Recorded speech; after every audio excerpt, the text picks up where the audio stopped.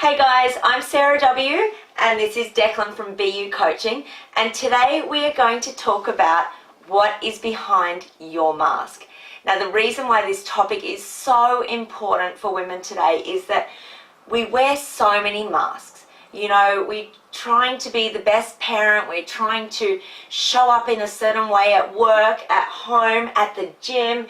We're just trying to be so many things for so many people that I feel like we lose sight of who we really are. And more importantly, do we even know who we really are? Yeah. So Declan is going to talk us through how do we find what's behind the mask. Yeah, and I love that you mentioned the idea of knowing who we really are. It's so powerful to understand identity. You know, if you look at anything like self-confidence, self-esteem, self-worth, what's at the start of every single term? Self. Knowing yourself. And I know one of my first coaches and mentors, I said, I want to be more confident. And he goes, perfect, who are you? And I couldn't answer it. And he goes, how are you meant to be confident in someone that you don't even know?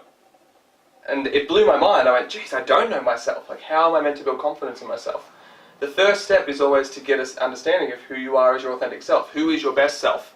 And I know for me, for a lot of my life, and for a lot of people out there, especially for moms and for women, we end up as human chameleons, right? It's like we're playing all these different roles and putting all these masks and trying to be what everyone else expects of us. And in the process, we lose ourselves. So all these masks are going on, and it can be so terrifying to remove that mask, because for a lot of people, they don't know what's behind it. Yeah. And thankfully, the field of positive psychology, which I'm a massive advocate for, has done research into that. So whereas traditional psychology looks at what's wrong with people and how do we fix them, and they have a whole book that can, you know, put you in a category in a box on what's wrong with you, positive psychology went, why don't we write a book about what's right with people and how to cultivate that? And they identified these universal traits that people show that allow them to be their best self. Yeah. And what will happen is you'll have a signature 5, what are called your character strengths. And what we tend to see is when people have done amazing research on this, when you know your top 5 and you consciously decide to bring those to your work, your engagement with your work goes up by 40%. When you consciously decide to bring them to your relationships, they improve by 25%. When you consciously decide to bring them to the gym and to your health and fitness routine, you actually maintain that healthy habit for twice as long. Right. This is such a powerful technique. I'm such an advocate for it. And what it allows us to do is we have this very simple tool to go back. I say everyone should know their top 5 and print them out, put them on the fridge. Yep. Because then if something feels a little bit off, you can go back and go, oh, that's what's been missing. So what are some examples of top 5 type of, is it behaviours or characteristics? Characteristics, Yep. so traits. So some of mine, for example, in my Yep. top 5 are humour and playfulness is up there. Yeah. Zest, so high energy. Yeah. Perspective wisdom, so seeing things from other angles is a strength of mine. Yeah. And what I found, it was quite interesting, my wife and I last year, something just felt a little bit off in the marriage, and we couldn't figure out why. And it was so funny because I taught this strategy to one of our members, and then I went back and looked at my character strengths, which I had printed out, and went, there it is.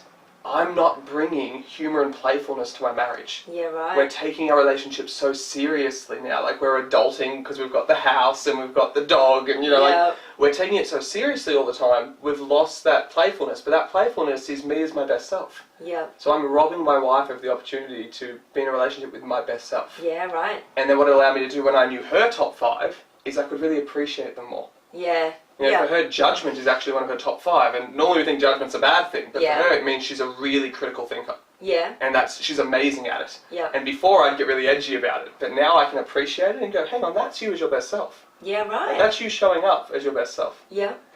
I'm thinking on the spot, because obviously I haven't done this specific exercise, but it's reminding me of a life experience that I've had where for many years I was led to believe, I believed that being emotional was a weakness. And this is something that is really, really common amongst women, is that really soft side that we've got, which is emotion, empathy, nurturing, all of that softness. In the corporate environment that I worked in, that was seen as a weakness.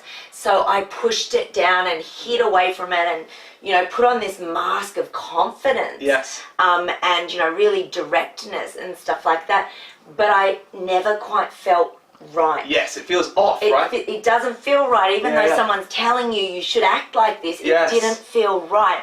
So what I did was I started to say, no, this is who I am, and this is actually a strength of mine. Yes.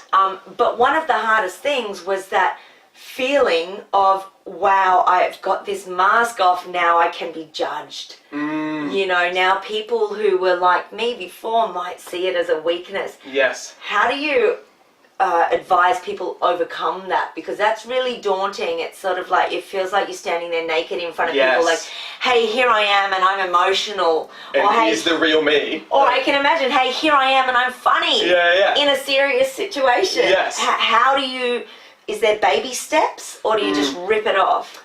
I'd say rip it off. But Yeah. then to deal with that rip-off and that fear, that vulnerability comes from such a powerful place. Fear of rejection or abandonment is actually a primal fear that everyone's born with. Yeah. Because we're mammals. Yeah. And every mammal survives by being in a herd or a tribe or a group. Yeah. And we're afraid that if we get socially rejected, we're going to be the one that gets picked off by the lion. Yeah. So it's actually hardwired into our brain to be afraid of rejection or afraid of abandonment or judgment. Great. So rather than trying to fight thousands of years of evolution, it recognized that that's why it's happening, and then this is the most powerful thing. It's not actually about what other people think of you. Yeah. It's about what you think of yourself. Yep. So a good example of that is if I said, Sarah, why the hell did you dye your hair pink before we filmed today? It looks ridiculous. Yeah. Instantly, you laugh and you go, what's wrong with Declan? My hair's not pink. Yeah. Like, I'm not seeing it. My perception of you does not even closely match your perception of you. Yes. So it bounces off. Yes. But if I said to you something that you were already thinking about yourself, Yep. well, that's when it hurts. Because we buy into it and we believe it. Yes. So when you do find your top 5 character strengths, when you show up as your authentic self, when you take away the mask and you're vulnerable and you're raw, recognize that what other people think of you there is not the problem. It's whether you buy into what they think of you. Yeah. So it's so much more powerful to go, well, hang on, I know for a fact that these are my best 5. I know when I show up with these, I'm my best self. I'm my happiest. I'm my most authentic. I'm my most real. Yeah. And that's only going to have a positive flow-on effect long term. I think what's really important there is being proud of who you are. Yes. So, you know, for me now, I actually believe that this soft, nurturing, emotional side, I'll cry at the drop of a hat, and I believe that that is my strength, and I'm proud of that. Yes. And as long as I'm proud of it here with just me, then when I show up like that, I feel good about it. 100%. I think it's that chat, you know, do your top 5 or however you work them out. Yes. And then sense check them. Yes. Put them through some filters, make sure that and as soon as you know that that's you, Yes. then go out. Bring them to the table. And do it, because you're less likely to then be fearful if people question you. Yes. Or if people don't understand you, because Yeah. that's something that you'd come up against a 100%. lot. Yeah. 100%. As we are trying to take our masks off, we're trying to become less like everybody else and more like ourselves. 100%. Which means you are going to be different. Yes. Yeah. Which is a good thing. Yeah, cool. Yeah. So for those watching, if you want to find your top 5 character strengths and really understand who your best self is behind the mask, we're going to leave a link below for them so that they can access that training. It takes 15 minutes. It's 100% free to do. Highly recommend it. Awesome. Thanks, Declan. Beautiful. Thank you.